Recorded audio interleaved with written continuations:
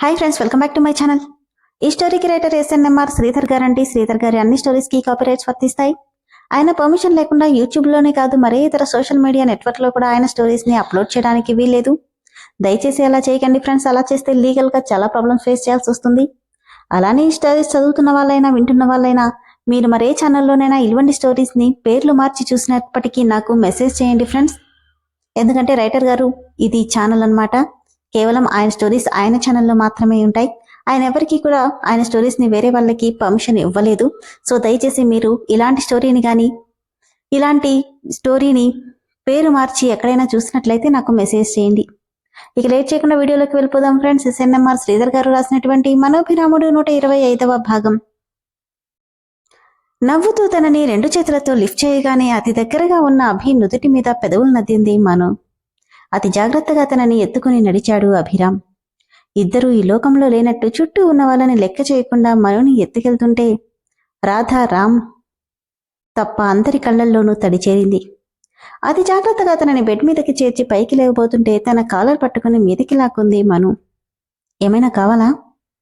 ఒక్కటివ్వాలి అంటూనే తన పెదవులను అంటనట్టుగా టచ్ చేసి వదులుతుంటే జారిపోతున్న తీయటి మధురిమని వదలకుండా మళ్లీ అందుకున్నాడు అభిరామ్. 10 నిమిషాల పాటు సాగిన 4 పెదవుల సయ్యాట వదలాలని లేకున్నా అతి కష్టంగా ఇద్దరూ దూరం జరిగారు. అభి కళ్ళల్లోకి చూడలేక కళ్ళు కిందకి దించేసి తన అరచేతిలో అభి కళ్ళని మూసేయగానే ఆ చేతిని జరిపేసి ముద్దు పెట్టినప్పుడు లేని సిగ్గు ఇప్పుడొస్తుందా అని అడిగాడు అభిరామ్. కాదు, నువ్వలా చూస్తుంటే వస్తుంది. తన పెదవులని చేత్తో తుడుచుకుంటూ ఇంతకీ అనుకోని ఈ గిఫ్ట్కి రీజన్ ఏంటో? ఎంత హార్డ్గా మాట్లాడినా నా కోసం ఇన్నేళ్ల నీ పంతాన్ని పక్కన పెట్టినందుకు అంటూ తలదించుకుంది. ఎదుటివారు ఎలాంటి వాళ్ళైనా నువ్వు వాళ్ళని తక్కువ చేయవు. నీ గురించి నాకు తెలీదా? కాకపోతే ఆవేశంలో కొట్టేశాను అని గిల్టీగా చెప్పాడు అభిరామ్. అభి అరచేతిని ముద్దు పెట్టుకుని ఇది చాలా చిన్న దెబ్బే అంటున్నప్పుడే అన్నయ్య అన్న రామ్ గొంతు వినపడ్డంతో మను చిరాగ్గా చూస్తే ఏంటి తమ్ముడు, నీతో మాట్లాడాలి, వస్తున్నా అని రెస్ట్ తీసుకో అని చెప్పి మను నుదుటి మీద ముద్దు పెట్టి వెళ్ళిపోయాడు అభిరామ్. ప్రమోద్ శర్మకి కాల్ చేసి విషయం చెప్పగానే నిజం చెప్తున్నావా ప్రమోద్? అవును నాన్నా, ఇదంతా మను వల్లే. తన ప్రాణాన్ని కూడా లెక్క చేయకుండా మొండిగా ఉన్న కృష్ణని ఒప్పించింది. నాకు తెలుసురా, ఆ పిల్ల ఖచ్చితంగా చేయగలదు. ఇక ఈ ఊరికి పట్టిన పీడ వదిలినట్టే. నేను అందరూ ఉండడానికి వసతులవి ఏర్పాటు చేస్తానంటూ సంతోషంగా ఫోన్ పెట్టేశాడు శర్మ. ఏమైంది రామ్? ఏంట్రా నువ్వు చేసింది? ఉన్నట్టుండి ఏమైంది నీకు? నిన్నటి వరకు అసలు రానన్నవాడివి సడన్ గా ఊరికి వెళ్తామన్న డెసిషన్ ఎందుకు తీసుకున్నావు అని కోపంగా అడిగాడు రామ్ అభిరామ్ని. వెళ్ళడం ఇష్టం లేదు, కానీ వెళ్ళాలి. అది కాదురా, అక్కడికెళ్తే మళ్ళీ ఇన్నాళ్ళు అక్కడికి వెళ్ళంది భయపడి కాదు రామ్, ఆ గతాన్ని తవ్వడం ఇష్టం లేక. ఇప్పుడు వెళ్లాల్సిన పరిస్థితి. చూద్దాం ఎలా ఉందో, ఎలా మార్చాలో. కానీ అన్నయ్య, రామ్ 2 భుజాల మీద చేతులేసి టెన్స్ అవ్వకు. ఒకరికి 2 ఉన్నాం, మనల్ని వాళ్ళేం చేస్తారు? మన తండ్రుల్ని దొంగదెబ్బ తీసినంత తేలిక కాదు మన జోలికి రావడం. అంటే ఇంతలో వీళ్ళని వెతుక్కుంటూ ప్రమోద్ రావడంతో రేయ్ మీరెక్కడున్నారా అంటే వచ్చి ఇద్దరిని హక్ చేసుకుని థ్యాంక్ యూ సో మచ్. మీ వల్ల చాలా సమస్యలు పరిష్కారం కావాలి.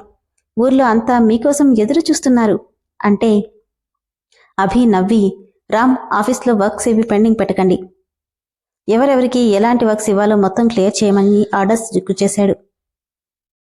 బావా, ఓయ్ చిన్నబావా అంటే కార్ డ్రైవ్ చేస్తూనే ఏంటి అన్నాడు చిరాగ్గా.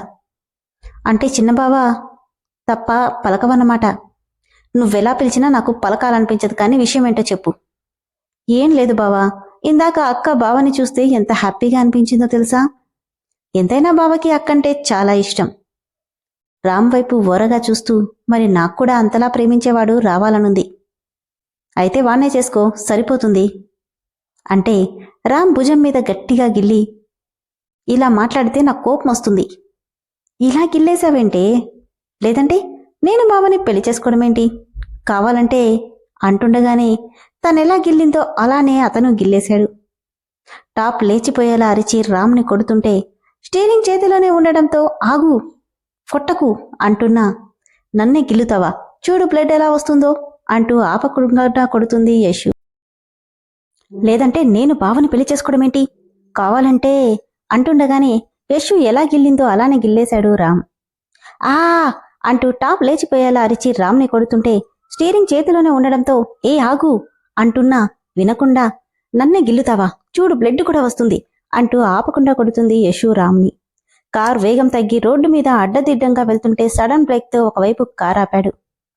కోపంగా ఏంటే ఊరుకుంటుంటే రెచ్చిపోతున్నావు అంటూ తన చేతులు పట్టుకుని ఆపుతుంటే వదులు బావా, ఈరోజు నిన్నసలు వదిలిపెట్టను అని గింజుకుంటుంది యశు.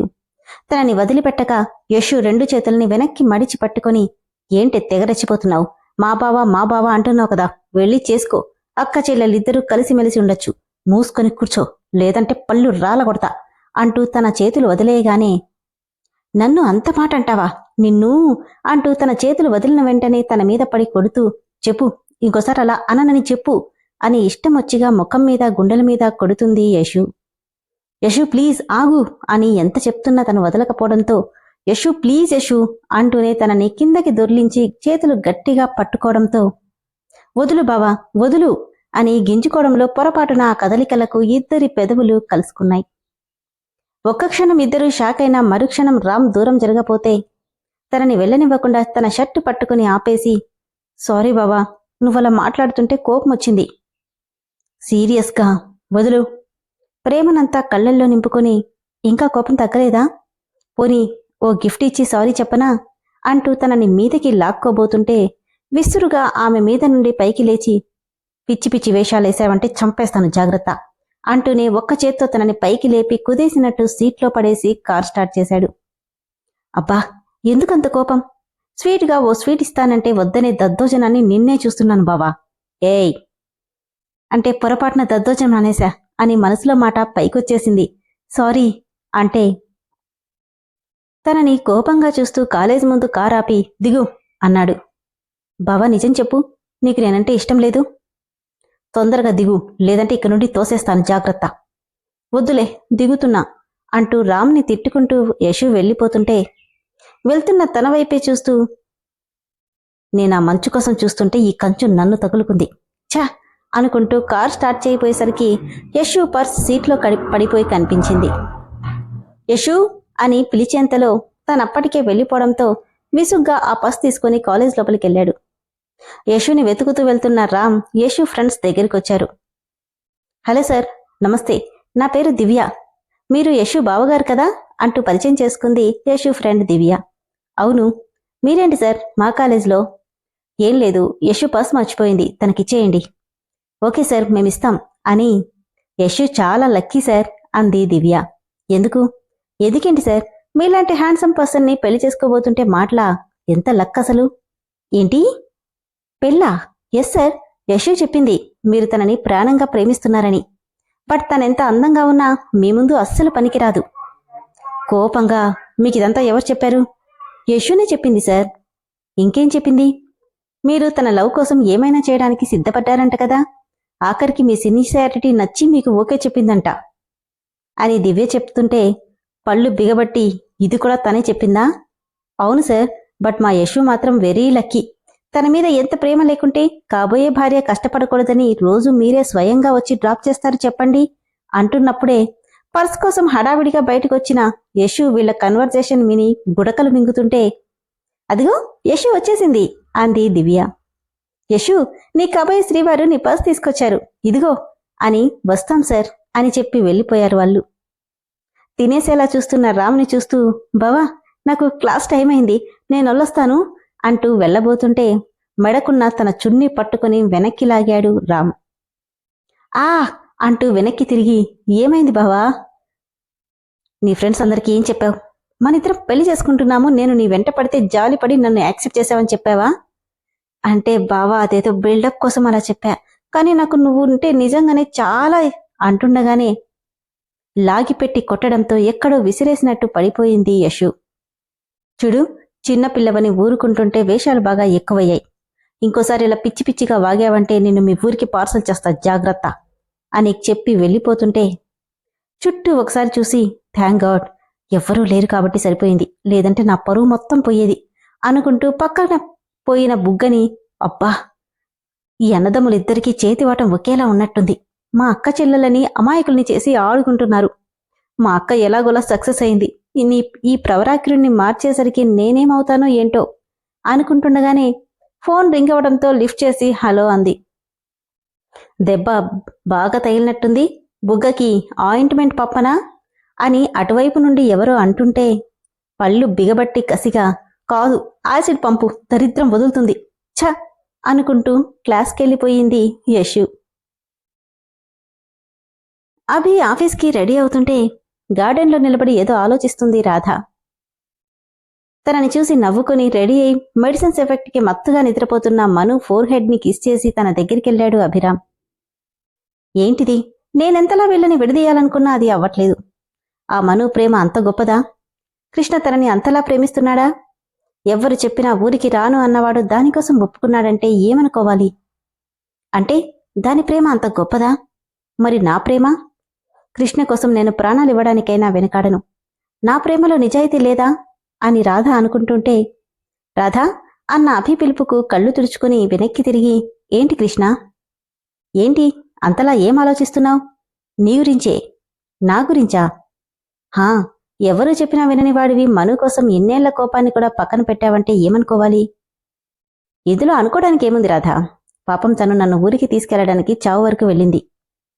ఓ, అలా ఎవరు బెదిరించినా ఒప్పుకుంటావన్నమాట. అయితే నేను కూడా ఇప్పుడు దెబ్బ తగిలించుకుంటాను, అక్కడికి వెళ్తే ట్రీట్మెంట్ చేయించుకోనని చెప్తాను. వెళ్లేవాడివి ఆగుతాపా? నవ్వి, బెదిరించడం వేరు, ఒప్పించడం వేరు రాధా. తను ఒప్పించాలనుకుంది, బెదిరించాలనుకోలేదు. నువ్వు మారిపోయావు కృష్ణ. ఒకప్పటి నా కృష్ణ ఒకరి కోసం తనని మార్చుకోడు, కానీ నువ్వు పూర్తిగా మారిపోయావు. మారకుండా ఎలా ఉంటాను రాధా? నీకు తెలిసిన కృష్ణ వయసు 7 ఏళ్లు. 7 ఏళ్లకి 27 ఏళ్లకి తేడా లేదా? మరి నేను మారలేదే? అప్పుడు ఇప్పుడు నీ మీద నా ప్రేమలో ఎలాంటి తేడా లేదు అని రాధ అంటే, ఆమె ఫేస్ని చేతుల్లోకి తీసుకుని, పిచ్చి రాధ, ప్రేమ వేరు, ఇష్టం వేరు. నీ మీద నాకున్నది ఇష్టం. అది ఇప్పటికీ ఎప్పటికీ ఒకేలా ఉంటుంది. ఇన్ఫాక్ట్ మను కంటే కూడా నాకు నువ్వంటేనే ఇష్టం. బికాస్ నీలా నన్ను మరొకరు ఇష్టపడలేరు. అలాగే నీది కూడా ప్రేమ కాదు. రెండిటికి చాలా తేడా ఉంది. ముందది తెలుసుకో. రెండిటికి ముడేసి ఇష్టాన్ని ప్రేమగా మార్చకు. నా మీద నీకుండాల్సింది ఇష్టం, నీ చెయ్యందుకునే వాడి మీద ఉండాల్సింది ప్రేమ. అర్థమైందా? అని తల మీద చిన్నగా మొట్టి, నీకు ఆలోచనలు బాగా ఎక్కువయ్యి అర్జెంటుగా పెళ్లి చేయాలి అంటే షాక్గా, పెళ్ళా? ఏ చేసుకోవా? మీ నాన్న నీ పెళ్లి విషయంలో చాలా బాధపడుతున్నారు. పైగా నువ్వు చేసుకుంటే తప్ప ప్రమోద్ గడికి లైన్ క్లియర్ అవ్వదు. ఇంకా పెళ్ళా అంటే ఎలా? అవును, అసలు పెళ్ళెందుకు వద్దంటున్నావు? ఎవరినైనా ప్రేమించావా అని ఆమె కళ్ళల్లోకి సూటిగా చూస్తూ అడుగుతుంటే కంటి నిండా నీళ్లతో తన వైపు చూసింది రాధ. నవ్వుతూ ఆమెను గుండెలకి హత్తుకొని, ఏయ్ ఏంటిది? నేనేదో సరదాగా అంటే దీనికే ఏడవాలా? నువ్వంటే ఏంటో నాకు తెలీదా? అందుకే నీకోసం ఓ మంచి సంబంధం కూడా చూడమని తెలిసిన వాళ్ళకి చెప్పాను. ఏంటి సంబంధం చూడమన్నావా? అవును రాధా, నేను నిన్ను పెళ్లి కూతురుగా చూడాలనుకుంటున్నా అని తన నుదుటి మీద ముద్దు పెట్టి, త్వరలోనే మా రాధమ్మ పెళ్లి కూతురు కాబోతుంది అని. ఇంతకీ లగేజ్ ప్యాక్ చేసుకున్నావా అని అడిగాడు. తల అడ్డంగా ఊపుతుంటే, తొందరగా ప్యాక్ చేసుకో, మనకి ఎక్కువ టైం లేదు, నేను ఆఫీస్కి వెళ్ళొస్తాను అని చెప్పి అక్కడి నుండి వెళ్ళిపోయాడు అభిరామ్. నేను నిన్ను పెళ్లి కూతురుగా చూడాలనుకుంటున్నాను అన్న అభి మాటకి కళ్ళు తిరుగుతున్నట్టుగా అనిపించి అక్కడే కూర్చుండిపోయింది రాధ. ఈజీ చైర్లో కూర్చుని ఏదో ఆలోచిస్తున్నాడు కిషోర్. ఏవండి కాఫీ అంటూ వచ్చింది శారద. ఏంటండి అంటూ తట్టి పిలవడంతో కాఫీ అందించి, ఏమైందండి అంత డల్గా ఉన్నారేంటి? ఏం లేదు శారద, పిల్లలు బాగా గుర్తొస్తున్నారు. అవునండి, యశు కూడా వెళ్ళిపోవడంతో ఇల్లంతా బోసిపోయినట్టుంది. రేపొకసారి బెంగళూరు వెళ్ళొద్దామా? నిజంగానా? అవును శారదా, వియ్యపురాలు వచ్చినప్పటి నుండి ఫోన్లో మాట్లాడటమే తప్ప ఇంతవరకు వెళ్ళి పలకరించింది కూడా లేదు. డాక్టర్లు జర్నీ చేయొద్దనడంతో వెళ్ళలేకపోయాం. ఇప్పుడు బానే ఉందిగా, ఒకసారి వెళ్ళొద్దాం. పిల్లలకి ఫోన్ చేసి చెప్పు. ఇప్పుడే చేస్తానంటే ఫోన్ అందుకుంది శారద. అభి వస్తువులన్నీ జాగ్రత్తగా ప్యాక్ చేస్తున్న మనుని వెనుక నుండి చుట్టేశాడు అభిరామ్. చిన్నగా కేకేసి తల వెనక్కి తిప్పి నవ్వుతుంటే, ఏం చేస్తున్నావు మేడం? లగేజ్ ప్యాక్ చేస్తున్నా. వెనుక నుండే తన మెడ మీద గెడ్డం పెట్టి, నీకెందుకు ఈ పనులన్నీ? పని వాళ్ళకి చెప్పచ్చుగా. తన చెంప మీద చెయ్యేసి, చెప్పచ్చు, కానీ ఇవన్నీ మా ఆయన వస్తువులు. పనివాళ్లు అటు ఇటు చేశారంటే ఆయనకి చాలా కోపం వస్తుంది ఆయనకి అసలే కోపం ఎక్కువ. కోపం వచ్చిందంటే నా చెంపలు పేలిపోతాయి. అందుకే నేనే చేసుకుంటున్నా. నడుం మీద చెయ్యేసి తనలోకి అదుముకుంటూ, నీకు బాగా మాటలు ఎక్కువయ్యాయి. అవునా? ఆ అంటూ నుదుటి మీద ఢీకొట్టగానే అది కాస్త దెబ్బకి తగిలి చిన్నగా కేకేసింది. హే సారీ మర్చిపోయాను అంటూ బ్యాండేజ్ తీసేయడం వల్ల క్లియర్గా కనిపిస్తున్న ఘాటు మీద పెదవులంటించాడు. సారీరా, మర్చిపోయాను. నవ్వి పర్లేదులే అంటే తన నుదుటి మీద తల ఆనించి, నువ్వు హ్యాపీనా? చాలా హ్యాపీ. ఇన్నేళ్ల తర్వాత మీరంతా మీరు పుట్టి పెరిగిన ఊరికెళ్తున్నారు. అన్నిటికంటే ముఖ్యంగా అక్కడికెళ్లగానే మామయ్య గారు కోలుకుంటే ఇంకా హ్యాపీ. నవ్వి తనని వెనక్కి తిప్పి తన వెడమంపులో తలదాచుకొని, కాని మను, అక్కడికెళ్ళాక నువ్వు చాలా ప్రాబ్లమ్స్ ఫేస్ చేయాల్సి వస్తుంది. మా కుటుంబం మీద బురద చల్లడానికి ఆ రాజేంద్రగాడు సిద్ధంగా ఉన్నాడు. దీనివల్ల మా జీవితాలు ఎలా మారతాయో తెలియదు. కానీ దానివల్లనేమో సఫర్ అవ్వడం నాకిష్టం లేదు. నన్నింతలా కేర్ చేసే నువ్వుండగా ఇక నాకేంటి భయం అని మను అంటుండగానే శారద నుండి ఫోన్ వచ్చింది. అమ్మా అంటూ అభిని వదిలి ఫోన్ లిఫ్ట్ చేసి, హలో అమ్మా, ఎలా ఉన్నారు? మేం బాగున్నామే. నీకు గుడ్ న్యూస్ చెప్పనా? ఏంటమ్మా అది? మేము రేపు బెంగళూరు బయలుదేరుతున్నాం. బెంగళూరుకా? అవును మను, మీ అత్తయ్య వాళ్ళు వచ్చినప్పటి నుండి ఒక్కసారి కూడా కలవలేదు, అందుకే. కానీ అమ్మా, మేము రేపు ఊరెళ్తున్నాం. ఊరా? ఏ ఊరు? వీళ్ళు పుట్టి పెరిగిన ఊరికి. అలాగా, సరేలే, మీరొచ్చిన తర్వాత మేమొకసారి వస్తాం. మీరు కూడా ఉండట్లేదుగా, యశుని ఇక్కడికి పంపించేయి. లేదమ్మా, తను కూడా మాతో వస్తుంది. ఇక్కడ తనకి బోర్ కొడుతుంది, హైదరాబాద్ పంపిస్తాలే. సరే అయితే అంటూ శారద ఫోన్ పెట్టేస్తుంది. ఏమైంది శారద? వాళ్ళు ఊరెళ్తున్నారంటండి. ఏ ఊరు? అబ్బా, హడావిడిగా మాట్లాడడంలో ఏ ఊరు అడగడం మర్చిపోయాను. పర్వాలేదులే, ఈసారి కాల్ చేసినప్పుడు అడగచ్చు. దాదాపు 10 బ్యాగులు తన లగేజ్ మొత్తం పెట్టింది, సర్దేసింది యశు. అప్పుడే లోపలికొస్తున్న రామ్ వాటివైపు మెరిసే కళ్ళతో చూస్తూ, ఏయ్, ఏంటి లగేజ్? నువ్వు ఊరెళ్ళిపోతున్నావా అని సంతోషంగా అడిగాడు. కోపంగా, నేను వెళ్ళిపోవాలని చాలా ఆశగా ఉన్నట్టుంది కదా నీకు? కానీ నా రాజకుమారుణ్ణి వదిలి నేనెక్కడికి వెళ్తాను? నా యువరాజు ఎక్కడుంటే నేను కూడా అక్కడే. అంటే ఏముంది, మీతో పాటు నేను కూడా ఊరొస్తున్నాను. ఏం అక్కర్లేదు, నీకు కాలేజ్ ఉందిగా, ఇక్కడే ఉండు. నాకు నిన్నటితో ఎగ్జామ్స్ అయిపోయాయి బావా, ఇక నుండి ఆన్లైన్ క్లాసెస్ అటెండ్ అవుతున్నా, కాబట్టి నేను కూడా మీతోనే. అక్కర్లేదు, నువ్వు కావాలంటే హైదరాబాద్ వెళ్ళిపో, నువ్వు మాత్రం మాతో రావడానికి ఇష్టం లేదు. ఏడుస్తూ అత్తయ్యా, అమ్మమ్మ అని రాగం అందుకుంది యశు. ఏంటమ్మా, ఏమైంది? చూడండి అత్తయ్య, మీ అబ్బాయి నన్ను ఊరికి రావద్దంటున్నాడు. రామ్, ఏమైంది? అవును మమ్మీ, ఈ పిల్ల అక్కడికొచ్చి చేంజ్ చేస్తుంది. మనమేం శాశ్వతంగా ఉండిపోవడానికి వెళ్ళట్లేదుగా, తనిక్కడే ఉంటుందిలే. లేదంటే హైదరాబాద్ పంపించండి, అక్కడికి మాత్రం వద్దు. ఏ అత్తయ్య, నేనొక్కదాన్ని మీకు బరివైపోతానా? ఇంటికెళ్ళి మాత్రం ఏం చేయను? ఎటు ఆన్లైన్ క్లాసెసే కదా, నాకు అక్కడికి రావాలనుందత్తయ్యా అని ఏడుస్తుంటే, నీ ఆస్కార్ అవార్డ్ యాక్టింగ్ చాలు గాని ప్యాక్ చేసిన లగేజ్ పట్టుకుని డైరెక్ట్గా హైదరాబాద్ ట్రైన్ ఎక్కి. అత్తయ్యా. రామ్, నువ్వూరుకో, వాడి మాటలు పట్టించుకోకమ్మా. మేమెక్కడుంటే నువ్వు కూడా అక్కడే, సరేనా? అయినా నిన్నెవడే వద్దనేది? నువ్వు రాకపోతే నాతో గొడవ పడే వాళ్ళెవరు అని అరుంధతమ్మ అంటే, కాని మమ్మీ తను.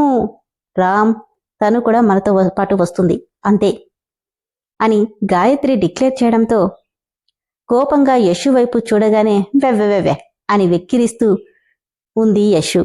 నాకు రామేశ్వరం పోయినా శనేశ్వరం తప్పేలా లేదు. నిన్ను నేను వదిలే ప్రసక్తే లేదు బావా, ఈ జన్మకి నేనే నీ యువరాణి, దీనికి ఫిక్స్ అయిపో అని యశు నవ్వుతుంది. విన్నారు కదా ఫ్రెండ్స్, మొత్తానికి అభిరామకృష్ణ ఫ్యామిలీ మొత్తం ప్రద్యుమ్నపురానికి బయలుదేరుతున్నారు.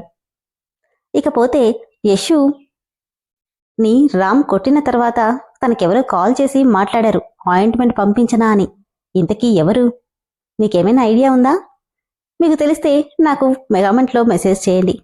అలానే ఫ్రెండ్స్, స్టోరీ అయితే చాలా బాగుంది కదా. ప్రద్యుమ్నపురం వెళ్ళిన తర్వాత కథ చాలా మలుపులు తిరగబోతుంది. రాత గురించి కూడా మీకు ఫుల్ క్లారిటీ రాబోతుంది ఫ్రెండ్స్. కాబట్టి స్టోరీ నచ్చిన వాళ్ళు దయచేసి వెంటనే మెంబర్షిప్లో జాయిన్ అవ్వండి. Thank you.